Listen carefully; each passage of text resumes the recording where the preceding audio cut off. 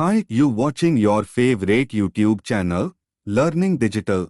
Here we learn digital world things, so subscribe this channel for more digital world videos. Welcome back. In the last task, we saved our workbook for easy access and named our worksheets to start organizing our data. In this task, we'll begin to enter our data into our workbook so we have all information located in one space. So let's get started. You should have your workbook open named Acme Company Move and with your worksheets named across the bottom, Corporate, Annex 1, and Annex 2. Now we're going to start with entering our data. Remember, data within Excel can be anything from numbers, text, dates, and time.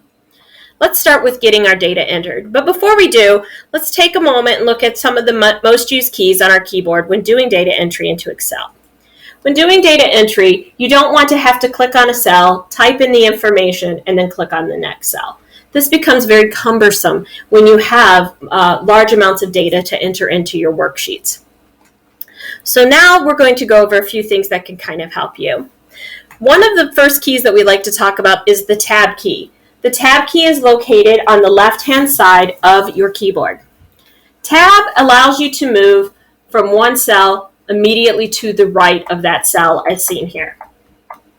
It also allows you that you're able to go in reverse if necessary, simply by hitting Shift and the Tab key at the exact same time as seen here. Next is you might want to use the Enter key. Enter allows you to move down in a vertical pattern from one row to the next row as seen here. It immediately takes you to the cell in which your cursor is on currently. The next way is you can also go back up using the same Shift and Enter as seen here. And then finally you have your arrow keys. The arrow keys allows you to move in all directions. So for example, your down arrow key will move you down in the direction from the cell that you're on. Your right arrow key will move you to the right. Your up arrow key will move you up, and your left arrow key will move you to the left. So now that we have some of these shortcut keys that allows you to move about things freely, let's get started with actually entering our data. What I'd like for you to do is click on Annex 2 to make sure we're going to start with that as our data entry point. You'll always know which worksheet you are located on by the green line underneath the name of your worksheet. So in this case, Annex 2 should have this green line underneath it. Click on the worksheet and go to A1. Double click on that so you can start typing. In this cell, what I'd like you to put right now is to type the word name and hit Tab. Next, we're going to do boxes. Hit Tab. Next, we're going to do date of move and hit Tab. And then finally, we're going to type the word cube.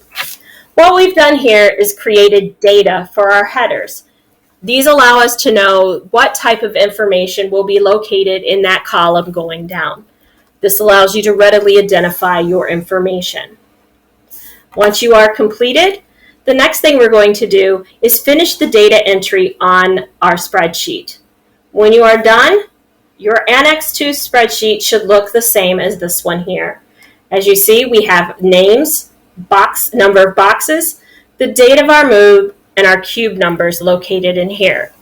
Go ahead and enter in the data as you see here. If you need additional time, please hit pause and resume the video when you're ready to move on to the next step.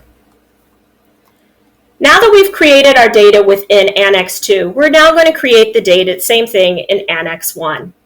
When you click over on the Annex 1, make sure our green line signals that we are on that worksheet, and you're going to repeat the same name, boxes, date of move, and cube at the top headers, and then proceed to data enter the information as you see here.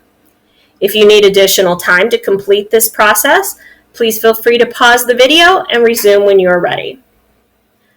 Finally, we're going to do the same thing with corporate, only this time you're going to have name, boxes, date of move, and office.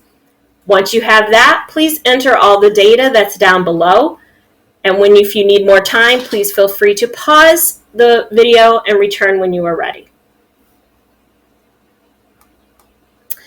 Congratulations! In this task, we created our spreadsheet and used it as a database and started to enter our data for each building included in our move. In the next task, we'll take the data we created, use basic formulas to analyze the data, and answer questions that we may have.